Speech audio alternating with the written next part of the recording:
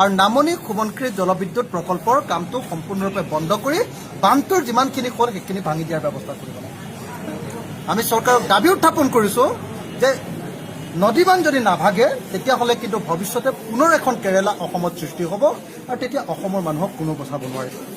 আমি সেইকাৰণে কেৰেলাৰ শিক্ষা গ্ৰহণ কৰি অসমৰ ওপৰত বনোৱা সকলোবিলাক নদীবান্ধ, ভূটানৰ ওপৰত যিবিলাক নদীবান্ধ বনাইছে, অৰুণাচল প্ৰদেশত যিবিলাক নদীবান্ধ বনাইছে, নাগালেণ্ডৰ ওপৰত যিবিলাক নদীবান্ধ বনাইছে, প্ৰত্যেকটো নদীবান্ধ বন্ধ কৰিবৰ কাৰণে আহ্বান জনাম।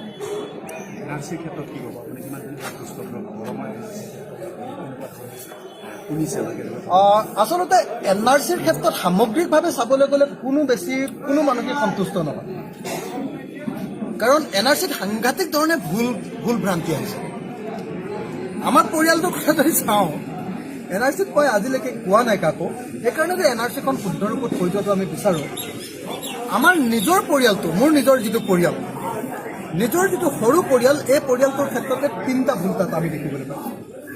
প্ৰথম কথা যে মোৰ নাম অখিল গগৈ আহিলে, মোৰ পত্নীৰ নাম গীতাশ্ৰী গগৈ আহিলে, অথচ মোৰ পত্নীৰ নাম গীতাশ্ৰী তামুল।